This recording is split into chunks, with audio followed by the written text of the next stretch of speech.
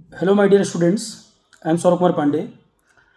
तो एनटीए का जो सीजीपीरेटियम वाला पेपर है, इन्होंने फिर से एक डेट दे दी कि जो स्टूडेंट अपीयर नहीं हो पाए थे मेंस में, वो 5 तारीख को फिर से मेंस पेपर में अपीयर हो जाएं।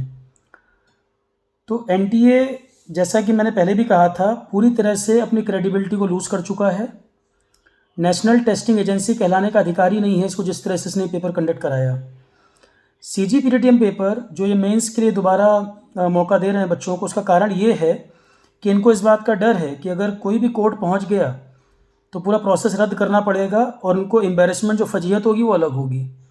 यही कारण है कि कोई भी बच्चा कोर्ट ना चला जाए। दोबारा इन्होंने डेट निकाल दी कि 5 तारीख को एक मौका और दे दें। ये पूरा पेपर इन्होंने इस तरह से कराया है, मैं आपको एक एग्जांपल अगर दूं, जैसे कोई चादर है और वो एक जगह से फट जाए, उसको रफू कर दिया, फिर वो चादर दूसरी जगह से फट जाए, दूसरी जगह रफू कर दिया, तीसरी जगह हो जाए, तीसरी जगह रफू कर दिया, बस रफू करते जाएं। मतलब गलती जहाँ हो रही है उसको करेक्ट करने की बजाय जब अगली गलती हो रही है उस पर लीपापोती कर रहे हैं। लग ही नहीं रहा कि एग्ज़ाम करा रहे हैं, जंबो सर्कस है, ये नाटक कर रहे हैं पूरा का पूरा। पेपर नहीं हो रहा, तमाशा हो रहा है ये। कुछ लोग कह रहे हैं एनटीए बड़ी क्रेडिबल एजेंसी, बिल्कुल क्रेडिबल एजेंसी नहीं है। इस एग्ज़ाम ने बुरी तरह इनको एक्सपोज किया है। इस तरह से पेपर नहीं कराए जाते। इतने साल के करियर में 14 साल पढ़ाते हो गया, इस तरह से तो मैंने मिसमैनेजमेंट किसी एग्जाम में नहीं देखा जहां इतना बुरा हाल है। डेट नहीं निकाल पा रहे, एडमिट कार्ड पूरे नहीं दे पा रहे, सेंटर इनको नहीं पता बिलासपुर मध्य प्रदेश, छत्तीसगढ़ है कि हिमाचल है। इतनी गलतियां। फिर स्टूडेंट मेल और लगातार कॉल कर रहे हैं, वो ये करेक्ट नहीं कर पा रहे। माता पिता का नाम कहीं चेंज कर दे रहे हैं, वो करेक्ट नहीं कर पा रहे। मतलब कितनी गलतियां। गलती भी एक हो जाए, दो हो जाए तो समझ आता है, ये तो डे वन से गलती ही करते चले जा रहे हैं। तो पूरी तरह से क्रेडिबिलिटी लूज कर चुके हैं। और मैं डे वन से बोल रहा हूँ, एग्ज़ाम ट्रांसपेरेंट तरीके से नहीं हो रहा। और मुझे अभी भी डाउट है कि बिलो द टेबल का गेम चल रहा है कि क्या चल रहा है इसके अंदर। इतना इतना ज़्यादा कोई इनोसेंट नहीं है कि उनको समझ ना आता हो कि एग्ज़ाम किस तरह से करा रहे हैं।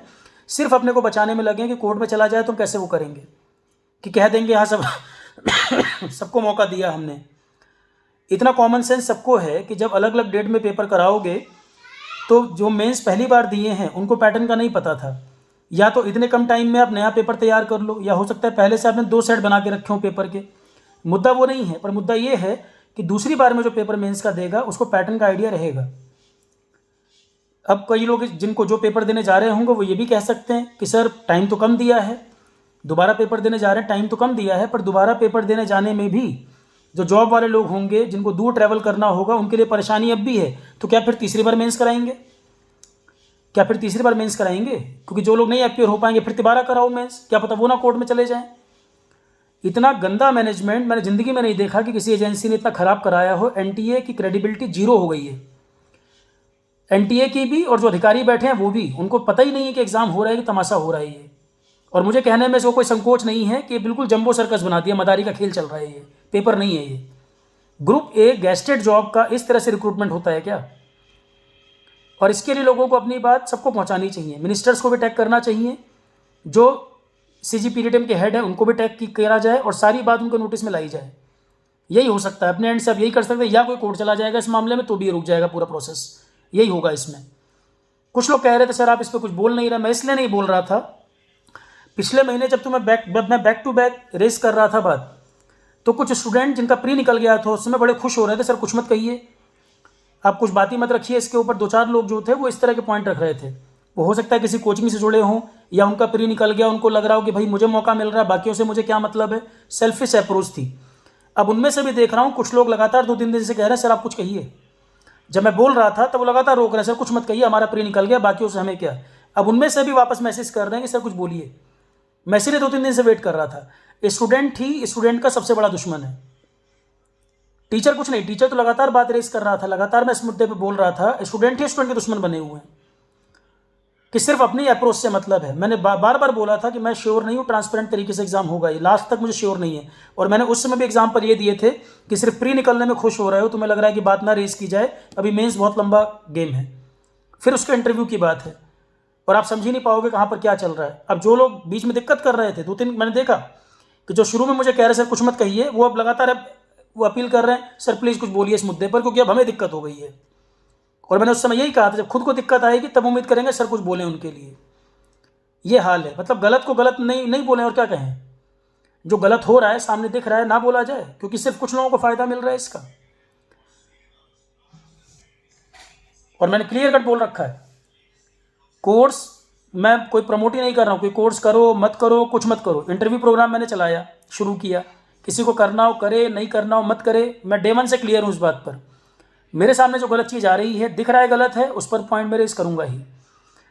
अब मेंस का जो 5 तारीख को पेपर होगा, कुछ बच्चे जो जेन्युइन होंगे उनको फ़ायदा हो सकता है, कुछ बच्चे अभी भी अपीयर नहीं हो पाएंगे।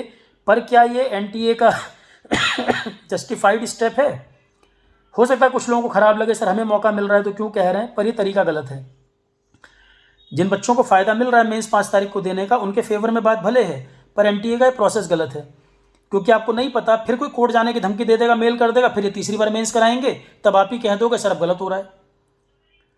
और बिलो द टेबल गेम चल रहा है, नहीं चल रहा है, श्योरिटी नहीं है, ट्रांसपेरेंट नहीं है प्रोसेस में। फिर बोल रहा हूँ इस बात को, इतना क्लियर कट शायद कोई इस बात पे नहीं कहेगा, मैं साफ साफ कह रहा हूँ ये ट्रांसपेरेंट तरीके से नहीं चल रहा। इतनी बार चीज़ें बदली हैं कि आप श्योर हो ही नहीं सकते कहाँ पर क्या धांधली चल रही है। और अनअवेयर भी नहीं है लोग, इतने मेल गए हैं, इतने कॉल गए हैं, उनको सब पता है क्या चल रहा है या क्या गड़बड़ वो करा रहे हैं। कैसी एजेंसी है, मैं तो सोचता हूँ कि एक एग्ज़ाम ढंग से नहीं करा पा रहे, बाकी एग्ज़ाम में क्या करते होंगे।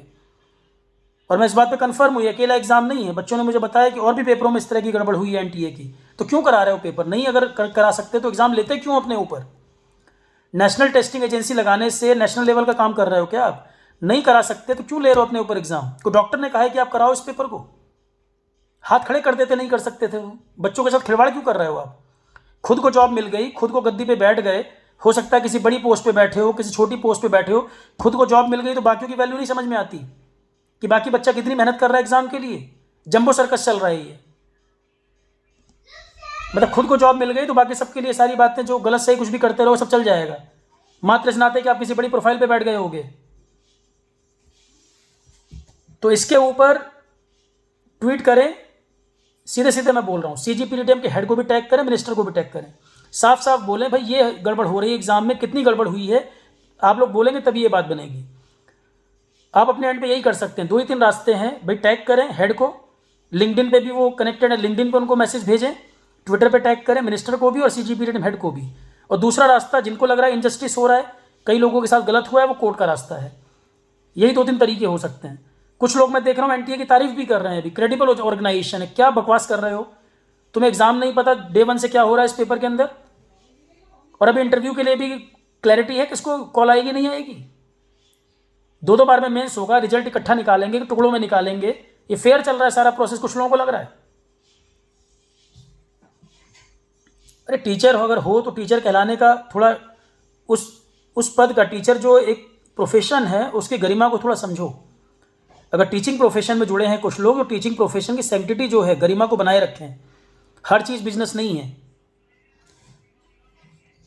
एनटीए घुमारा मदारी की तरह, घुमारा बंदर की तरह खुद भी नाच रहे हैं सब के सब।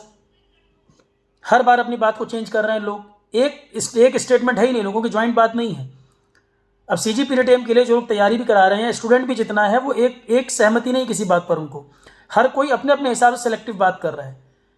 और जैसे जैसे एनटीए घूम रही है गोल गोल, लोग भी घूम रहे हैं अपने स्टेटमेंट में, जो है एम्बिग्यूटी है, कंट्राडिक्टरी स्टेटमेंट है। एक बात सुनो कुछ कहेंगे, अगले में कुछ कहेंगे, पता ही नहीं है लोगों को वो घुमा रहे हैं घूम रहे हैं, माइंड ही क्लियर नहीं है करना क्या है या स्टैंड क्या रखना है किस चीज़ पर। मेरा स्टैंड इस पर यही है, बिल्कुल अनफेयर तरीके से हुआ है, डे 1 से एग्जाम बर्बाद है, ये लक बेस्ड हो गया है, किसी को जॉब मिलेगी किसी को नहीं मिलेगी, लक बेस्ड हो गया। फेयर इक्वल अपॉर्चुनिटी सबके पास नहीं है यहाँ पर। और जितना स्टेप हो चुका है उसमें भी मैं कह रहा हूँ फेयर अपॉर्चुनिटी सबको नहीं मिली इस पेपर के अंदर। एज अ टीचर मेरी जिम्मेदारी है ये बात कहना जो मैंने फील किया। वही 2-3 तरीके हो सकते हैं, अपनी बात को पहुँचाया जाए ऊपर तक, या कोर्ट का रास्ता है। जितने लोगों ने मेरे से कहा कि सर आप इस पर कोई मुद्दा रेज करिए, पर मैं इसीलिए इस बात को रेज नहीं कर रहा था, मुझे मालूम है कि 2-4 लोग जिनको बेनिफिट हो रहा होगा वो कहेंगे सर कुछ मत कहिए, हमारा काम तो चल रहा है, हमारा काम तो बन रहा है, उनको दिक्कत हो जाएगी इससे। वीडियो के कमेंट में आप देखेंगे भी 2-4 लोग जरूर इस तरह के आएंगे, सर क्यों इसमें आपने रेज कर दी बात, हमें तो फ़ायदा मिल रहा था किसी तरीके से।